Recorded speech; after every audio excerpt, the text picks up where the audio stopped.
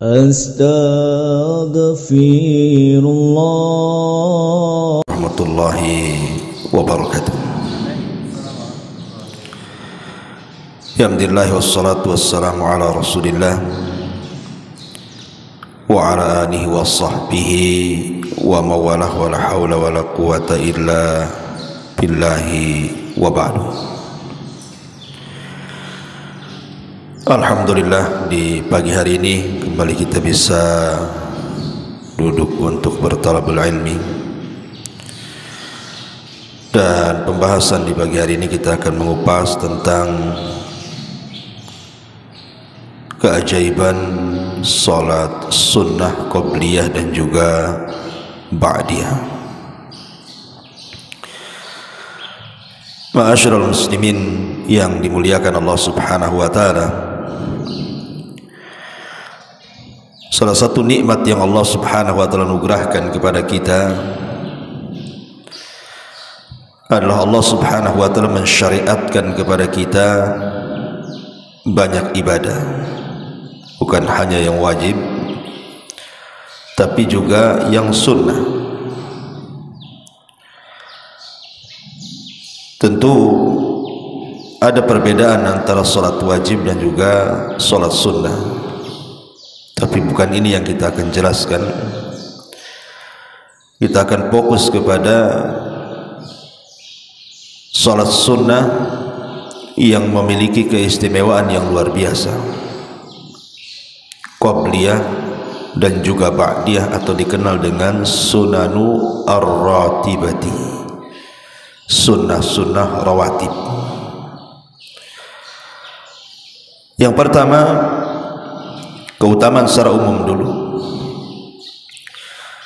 bahwa salat sunnah rawatib dan juga salat sunnah secara umum fungsinya adalah jabrus salatil faridati, dalam rangka menembel solat-solat wajib yang kita lakukan boleh jadi ada kekurangan di dalamnya. Dan itu disyaratkan dalam sebuah hadis. Nabi SAW mengatakan, awwalu ma yuhasabun nas bihi yaumal qiyamah min a'malihim as-salatu. Yang pertama kali dihisab bagi manusia pada hari kiamat adalah solatnya. Maksudnya yang berhubungan dengan Allah. Kalau yang berhubungan dengan manusia, persoalan darah. Yaqulu Rabbuna Azza wa Jal, maka berfirman Rabb kita Azza wa Jal li malaikatihi, kepada para malaikatnya, wa huwa a'lam, sementara Allah sebenarnya sudah tahu. Unzuru fi salati abdi atammaha am naqasaha, lihat kepada salat hambaku, apakah dia menyempurnakannya ataukah menguranginya. Fa in kanat tammatan kutibat lahu tammatan, kalau memang salatnya sempurna, catat dia secara sempurna. Wa in kana intaqasa minha syai'an, kalau memang dia ada kurang-kurangnya dalam solat wajib itu, entah kurang khusyuk, entah kurang tumaknina, maka Allah katakan, ungduru hal li abdi min tatawu'in, lihat kepada hambaku ada enggak solat sunnah yang ia kerjakan. Fa in kana lahu tatawwu', kalau memang dia punya solat sunnah, qala atimmu li abdi faridatahu, sempurnakan kepada hambaku pahala solat wajibnya. Thumma tu'khadul a'mal ala dhak, kemudian ambillah pahala dari amal-amal tersebut dan jadikan sebagai penembelnya. Dari sini kita tahu bahwa di antara fungsi solat sunnah, terutama rawatib, itu bisa menembel kewajiban solat-solat yang wajib yang kita kurang melakukannya. Yang namanya solat itu mesti ada kurangnya, tidak mungkin tidak ada kurangnya. Kadang kita menghayal, kadang kita mungkin lagi lelah, letih, sehingga mungkin gerakan-gerakannya kurang tumaknina dan begitu seterusnya. Karena ada waktu-waktu manusia semangat, solatnya mantap, tapi ada juga waktu-waktu malas sehingga solatnya terkesan asal-asalan. Maka solat sunnah itu sebagai penembel kekurangan solat wajib. Ini satu. Yang kedua, solat sunnah itu juga fungsinya adalah raf'u darajatin fil jannah, bisa mengangkat derajat kita di surga. Di zaman Nabi SAW ada seorang sahabat namanya Thauban. Thauban ini pembantu Nabi SAW. Kata Thauban maula Nabi SAW,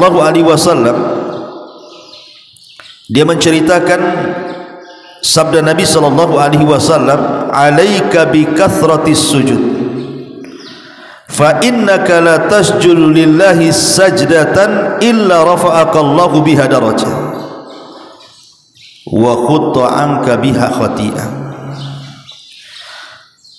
Kata Nabi SAW, perbanyaklah kalian sujud, karena tidaklah seseorang melakukan sujud karena Allah sekali sujud saja, maka Allah akan mengangkat derajatnya dan Allah akan hapuskan dengannya kesalahan-kesalahannya. Artinya ketika kita memperbanyak solat sunnah, hakikatnya memperbanyak sujud, karena di dalam solat itu mesti ada sujudnya, dan setiap rakaat pasti ada sujudnya. Bahkan gerakan sujud itu terbanyak karena 2 kali sujud, dan disitulah doa kita dengan Allah sangat mustajab, karena kedekatan seorang hamba saat solat dengan Allah itu di waktu sujudnya.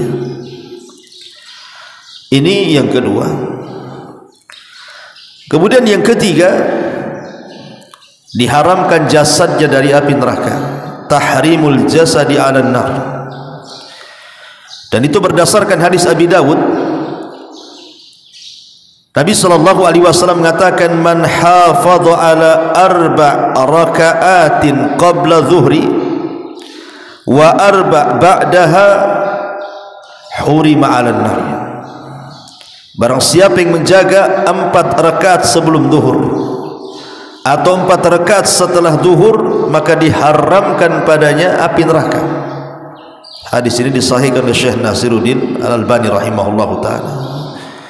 Dari sini ada faedah bahwa solat-solat sunnah itu bisa menjaga kita, dan Allah haramkan jasad kita tersentuh api neraka.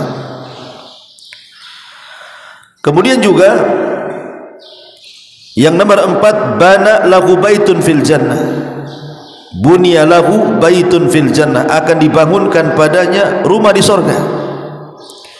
Dan itu berdasarkan hadis Aisyah radhiyallahu anha. Nabi SAW mengatakan, "Man thabara ala thintai asyrata rak'atan minas sunnati banallahu lahu baitan fil jannah." Kata Nabi SAW, barang siapa yang menjaga 12 rakaat dari solat sunnah, Allah akan bangunkan baginya satu istana di surga. Luar biasa gitu ya. Artinya kalau setiap hari kita jaga 12 rakaat ini, berarti setiap hari akan dibangunkan istana di surga. Inilah keajaiban solat sunnah. Ini yang keempat. Kemudian yang kelima, bahwa solat sunnah itu sabil li hubbillahi azza wa jalla, salah satu jalan menanamkan kecintaan Allah kepada kita. Kalau kita mencintai Allah, belum tentu Allah cinta dengan kita. Tapi kalau Allah yang mencintai kita, sudah barang tentu. Dalam sebuah hadis dari Abi Hurairah radhiyallahu anhu, Nabi SAW bersabda, Allah berfirman, "Man 'ada li waliyan faqad adzantuhu bil harbi."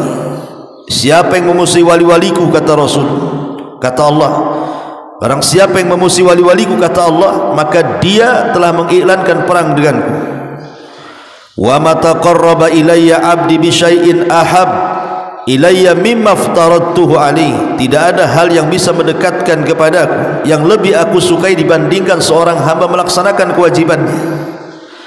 Wa ma yazalu 'abdi, di sini syahidnya, wa ma yazalu 'abdi yataqarrabu ilayya bin nawafil hatta uhibbahu. Ketika seorang hamba memperbanyak solat-solat sunnah di luar solat wajib, maka Allah akan semakin cinta dengan hamba itu.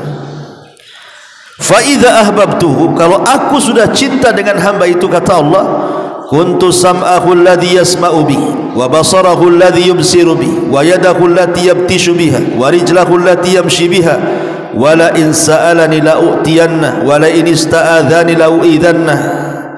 Kata Nabi sallallahu alaihi wasallam, maka Allah akan menjadi pendengaran yang ia mendengar dengannya, Allah akan menjadi penglihatannya yang ia melihat dengannya, Allah akan jadi tangannya yang ia bergerak dengannya, dan Allah akan menjadi kaki yang ia melangkah dengannya.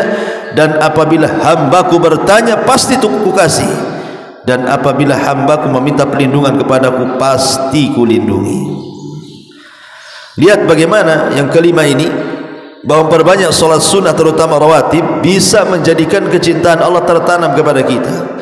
Dan apabila Allah cinta dengan kita, dahsyat ikhwan. Karena dalam sebuah hadis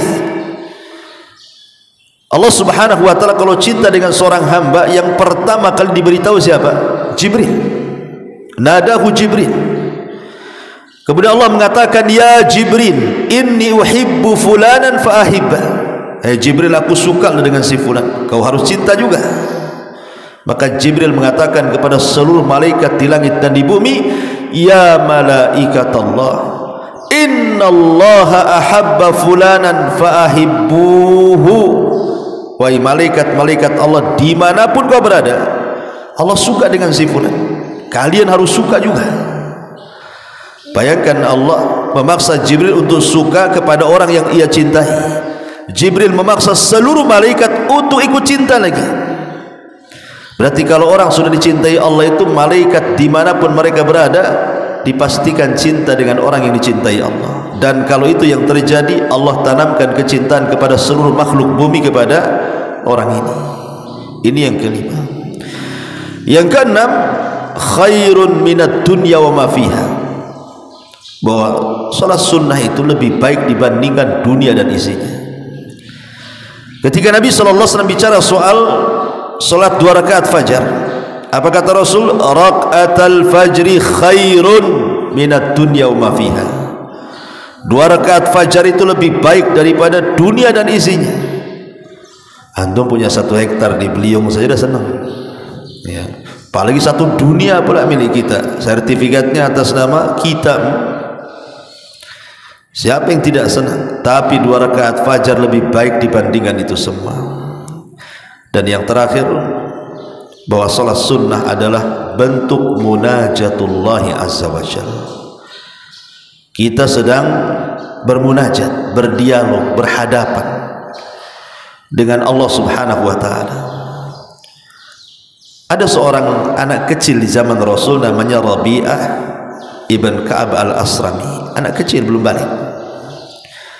Rabi'ah ibn Ka'ab al-Aslami ini suka menolong Rasul tengah malam, jadi jarang tidur, dia tidurnya sebentar karena khawatir Rasul bangun tengah malam butuh air wudu, menyiapkan siwak, menyiapkan sendal gitu ya.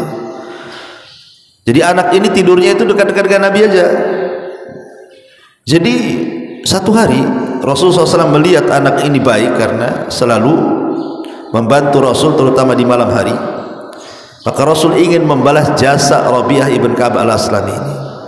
Kata Rasulullah, wahai Rabi'ah, mintalah sesuatu, salni, mintalah kepadaku sesuatu, u'tiku, akan kasih.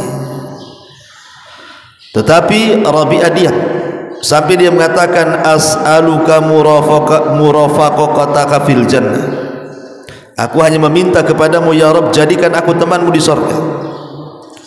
Anak kecil ngomong begitu, kawan. Kalau anak kecil zaman sekarang kau minta apa? Samsung gitu ya, iPhone, iPad. Tapi anak kecil di zaman itu minta surga pula. Tidak cukup minta surga, minta jadi teman Nabi pula di surga. Tapi Rasul tidak menolak.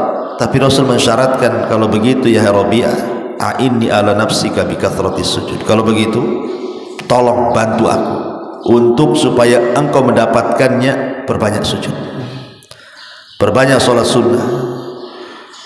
Lihat bagaimana Nabi SAW menganjurkan kepada Rabi'ah ibn Ka'b al-Aslami suruh banyak-banyak solat, karena solat adalah munajat. Permintaan apapun kita dengan Allah kalau kita panjatkan saat solat itu mustajab, terutama saat sujud. Tapi sekali lagi jangan dihususkan sujud. Kadang ada orang yang melambatkan sujud terakhir, sementara sujud awal-awal main cepat saja. Alasannya apa? Karena sujud terakhir itu untuk doa, tidak ada contohnya. Kalau mau lama semuanya lamakan.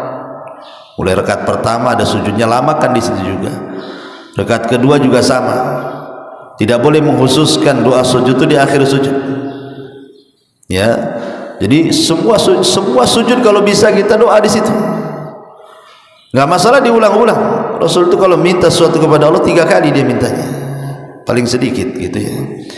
Inilah diantara secara umum keutamaan solat sunnah wabil khusus solat rawatib. Baik, kita akan khususkan pembahasan kepada solat-solat sunnah rawatib. Ma'asyiral muslimin yang dimuliakan Allah Subhanahu wa taala, dari Abdullah ibn Syaqiq radhiyallahu anhu, dia mengatakan, Sa'altu Aisyah an salati Rasulillah sallallahu alaihi wasallam minat tatawwu. Kata Abdullah ibn Syaqiq, aku bertanya kepada Aisyah tentang solatnya Rasul, dari solat sunnah yang dilakukan Rasul. Maka Aisyah radhiyallahu anha mengatakan, kana yusalli qabla dhuhri arba'an fi baiti. Dia kadang solat sebelum zuhur 4 rakaat di rumahku. Thumma yakhruju fayusalli bin nas, kemudian keluar, kemudian solat dengan manusia. Thumma yarji ila baiti, kemudian pulang lagi ke rumahku. Fayusalli rak'ataini, dia pun solat 2 rakaat. Wa kana yusalli bin nas al-maghrib, kemudian dia solat bersama manusia solat maghrib. Thumma yarji, kemudian dia balik ila baiti, ke rumahku. Fayusalli rak'ataini, kemudian solat 2 rakaat. Wa kana yusalli bihimul isya, kemudian dia solat isya bersama manusia. Thumma yadkhul, kemudian masuk baiti, ke rumahku. Fayusalli rak'ataini, dia pun solat 2 rakaat. Wa kana yusalli minal laili 9 raka'atin fihinna witri. Kadang-kadang beliau salat malam 9 rakaat yang ada witirnya di situ. Wa kana yusalli lailan tawilan qa'iman. Beliau salat malam berdiri dengan sangat lama. Kemudian fa idza qara'a wa huwa qa'im raka'a wa sajada wa huwa qa'im. Apabila dia membaca dia berdiri, kemudian ruku, kemudian sujud, kemudian dia berdiri sampai seterusnya, sampai kepada thumma yakhruju fayusalli bin nas salatal fajr. Wa kana idza tala al-fajru shalla rak'ataini. Kalau terbit fajar dia salat 2 rakaat. Kemudian keluar salat bersama manusia salat fajar. Dari sini kita tahu rawatib ini 4 rakaat sebelum zuhur. Kemudian 2 rakaat setelah zuhur. Kemudian 2 rakaat setelah maghrib. Berarti sudah 8 ya. Kemudian 2 rakaat sebelum fajar. Berarti 10. Dalam hadis Aisyah radhiyallahu anha 10. Kemudian juga dari Nafi, dari Abdullah ibn Umar radhiyallahu anhu, anna Rasulullah sallallahu alaihi wasallam kana yusalli qabla dhuhri rak'ataini. Kata Abdullah ibn Umar, Rasul itu salat 2 rakaat sebelum zuhur. Kemudian wa ba'da rak'ataini, kemudian setelah zuhur 2 rakaat. Wa ba'dal maghrib rak'ataini, kemudian setelah maghrib 2 rakaat fi baiti, di rumahnya. Wa ba'da salatil isya rak'ataini, dan setelah isya juga 2 rakaat. Wa kana la yusalli ba'dal jum'ati hatta yansarifa fa yusalli rak'ataini. Kemudian dia pun salat setelah, tidak melakukan salat setelah Jumat sampai berpaling, kemudian dia salat 2 rakaat. Afwan, hadis Aisyah 12 ya, bukan 10. Saya ulangi, hadis Aisyah pertama 4 rakaat sebelum zuhur, 2 rakaat setelah duhur, 2 rakaat setelah maghrib, 2 rakaat setelah isya, 2 rakaat setelah sebelum subuh. Itu 12 rakaat dalam hadis Aisyah ya. Dalam hadis Ibnu Umar ini dijelaskan 2 rakaat sebelum duhur 2, 2 rakaat setelah duhur 4, 2 rakaat setelah isya 6. Kemudian beliau di sholat Jumat tidak sholat di masjid tetapi pulang kemudian sholat di rumah 2 rakaat. Kemudian juga hadis dari Aisyah yang lainnya, anna Nabiy sallallahu alaihi wasallam kana la yada arba'an qabla dhuhri wa rak'atain qabla salatil ghada. Beliau tidak pernah meninggalkan 4 rakaat sebelum zuhur dan 2 rakaat sebelum subuh, arti alias 2 rakaat fajar.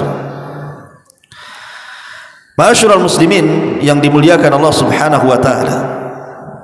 Maka dari sini ada perselisihan para ulama tentang salat sunnah rawatib itu 10 rakaat atau 12 rakaat.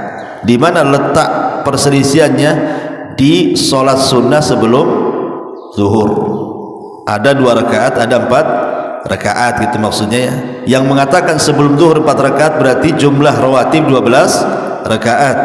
Bagi yang berpendapat sebelum zuhur 2 rakaat berarti salat rawatib itu 10 rakaat gitu maksudnya.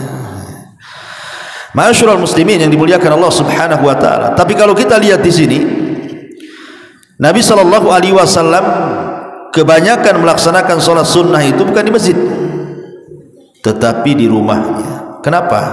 Alasannya satu, hadis dari Zaid ibn Thabit, dia mengatakan Rasulullah SAW bersabda, sallu ayyuhan nas fi buyutikum fa inna afdala salatil mar'i fi baitihi illa salatal maktubah. Kata Rasul, salatlah kalian wahai manusia di rumah-rumah kalian, maksudnya salat sunnah, karena seutama-utama salatnya seseorang di rumahnya kecuali salat wajib di masjid. Dari sini menunjukkan bahwa hadis Zaid bin Thabit menunjukkan Rasul suka salat sunnah di rumah. Kemudian hadis Aisyah yang tadi kita baca juga, Rasul kalau salat wajib berjamaah, kalau salat sunnah pulang. Menunjukkan bahwa rumah itu lebih afdal dilakukan salat sunnah dibandingkan di masjid. Alasan yang kedua, likaunihi akhfa wa ab'ad minar riya wa aswan minal muhbitah, karena di rumah itu lebih ikhlas, lebih tersembunyi, lebih jauh daripada riya, sehingga menjauhkan seseorang dari hal-hal yang bisa membatalkan amalan. Kemudian yang ketiga, liyatabarrak al-baitu bidzalik, supaya rumahnya diberkahi, wa tanzilu fihi rahmatu wal malaikatu, supaya rahmat turun dan para malaikat juga turun, wa yanfiru minhu syaitan, dan supaya wa yanfiru minhu asyaitan, supaya setan lari dari rumah kita. Jadi sini liyatabarrak al-bait bidzalik, supaya rumah menjadi berkah, wa yanzila fihi rahmat wal malaikah, supaya rahmat dan malaikat turun, wa yanfiru minhu syaitan, supaya setan lari. Itulah fungsinya kenapa salat sunnah itu di rumah. Karena Rasul mengatakan la taj'alu buyutakum al-maqabir, janganlah kalian jadikan kubur kalian seperti kuburan, rumah kalian seperti kuburan, karena kuburan sepi. Maka jangan kalian jadikan rumah kalian seperti sepinya kuburan. Lakukan ibadah-ibadah tadi. Dari sini menunjukkan inilah kemudian keutamaan salat sunnah di rumah. Tetapi bukan berarti kalau salat sunnah di masjid tidak boleh, tidak ada masalah. Karena terkadang orang itu kalau pulang ke rumah malas. Kalau itu yang menjadi pendorongnya, ya sebaiknya salat sunnah di masjid lah. Karena kalau sudah pulang ke rumah itu kan sibuk dengan anak, sibuk dengan istri, sibuk dengan tamu, sibuk dengan macam-macam kan itu. Ma'asyiral muslimin yang dimuliakan Allah Azza wa Jalla. Adapun salat-salat sunnah yang lainnya ya banyak, seperti salat sunnah duha, salat sunnah witir, kemudian salat sunnah selepas wudu gitu ya. Kemudian salat nawafil seperti 2 rakaat sebelum maghrib, itu kan salat sunnah nafilah namanya, bukan rawatib, bukan qabliyah, karena Rasulullah mengatakan apa? Liman sya'ah, bagi yang mau. Jadi khusus salat sunnah sebelum maghrib, Rasul mengatakan di ujung hadis itu liman sya'a, bagi yang mau melakukannya silahkan. Artinya kalaupun tidak melakukannya tidak ada masalah. Tetapi kalau kita melihat seagung-agungnya salat sunnah malam hari adalah witir, tetapi seagung-agungnya salat sunnah di siang hari duha. Jadi ada keagungan tersendiri gitu ya. Kalau duha salat sunnah terbaik di siang hari, kalau witir salat sunnah terbaik di malam hari. Dan witir boleh dilakukan setelah isya langsung ya. Tapi kalau seandainya dia mau menunggu sampai sepertiga malam, lebih afdal kalau bisa bangun. Kalau tidak bisa bangun, maka sebaiknya lakukan sebelum tidur gitu ya, setelah isya. Karena tidak semua kita bisa bangun di sepertiga malam.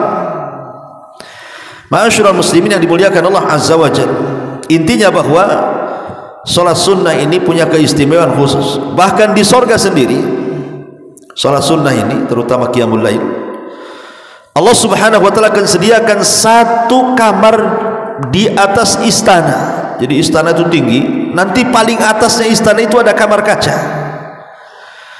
Yang kata Nabi SAW, yura zahiruha batinuha wa batinuha zahiruha.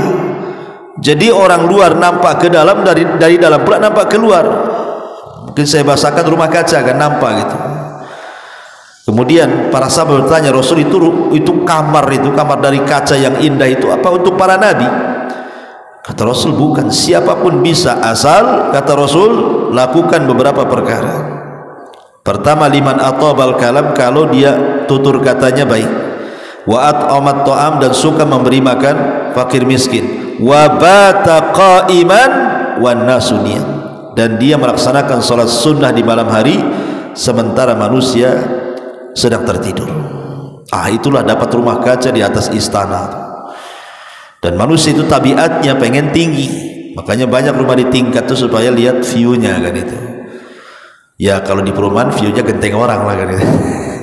Kalau di gunung ya bagus ya view-nya ya, pemandangan. Kalau di sini di tingkat genteng-genteng orang, seng semua itu pemandangannya ya. Tapi intinya memang tabiat manusia ingin tinggi.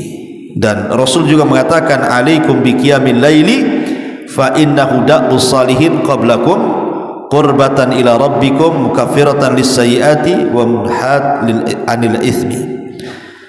Salat malamlah kalian, karena itu termasuk kebiasaan orang saleh sebelum kalian, bisa mendekatkan kepada Rabb kalian, menghapuskan kesalahan kalian, dan bisa menggugurkan semua dosa-dosa kalian. Inilah diantara keajaiban dan keistimewaan salat rawatib, qabliyah dan juga ba'diyah. Ma'asyiral muslimin wal muslimat rahimani wa rahimakumullah. Ada sebuah hadis dari Ummu Habibah, istri Nabi sallallahu alaihi wasallam. Dia mendengar Rasul bersabda, "Ma min 'abdin muslim yusalli lillahi kulla yawmin thintai asyrata rak'atan tatawwu'an ghaira faridah." Tidaklah seorang hamba muslim salat karena Allah dalam satu hari itu 12 rakaat, salat sunnah bukan wajib, illa banallahu lahu baitan fil jannah, kecuali Allah akan bangunkan rumah di sorga. Au illa bunya lahu baitun fil jannah, atau akan dibangunkan baginya istana di sorga. Qala Habibah, apa kata Habibah? Maka setelah itu aku tidak pernah meninggalkan solat 12 rakaat ini. Setelah mendengar hadis ini dari Nabi, dia tidak pernah meninggalkannya. Kenapa? Karena ingin mendapatkan rumah di surga. Kemudian juga dalam riwayat yang lain dari Aisyah radhiyallahu anha, dalam riwayat Ummu Habibah yang lainnya, man shalla fi yawmin wa lailatin thintai asyrata rak'atan bunya lahu baitun fil jannah. Barang siapa yang salat dalam satu hari satu malam itu 12 rakaat, maka akan dibangunkan istana di surga. Kemudian beliau rinci, arba'an qabla zuhri, 4 rakaat sebelum zuhur, wa rak'atain ba'daha, 2 rakaat setelah zuhur, wa rak'ataini ba'dal maghrib, kemudian 2 rakaat setelah maghrib, wa rak'ataini ba'dal isya, kemudian 2 rakaat setelah isya, wa rak'ataini qabla salatil fajri, dan 2 rakaat sebelum salat fajar. Ini yang berpendapat salat rawatib 12 rakaat gitu ya. Tapi kalau yang mengatakan 10 rakaat berarti menjadikan sebelum zuhur 2 rakaat gitu saja ya. Tetapi ikhwatu fillah muliakan Allah Azza wa Jalla, sebagai catatan saja bahwa Rasul melaksanakan rawatib itu ketika mukim saja. Kalau safar Rasul tidak pernah melakukannya. Ingat, sholat rawatib itu dilakukan saat mukim. Antum di sini, kalau antum safar ke kampung kemana, Rasul tidak pernah melakukan sholat rawatib ketika kondisi safar, kecuali 2 rakaat sebelum fajar. Itu yang didawamkan Rasul, baik ketika mukim ataupun ketika safar. Kenapa? Karena li'idhami ajr, karena besarnya pahala 2 rakaat fajar itu. Makanya Rasul tidak pernah meninggalkan. Tapi rawatib yang lain Rasul tidak pernah melakukan ketika safar.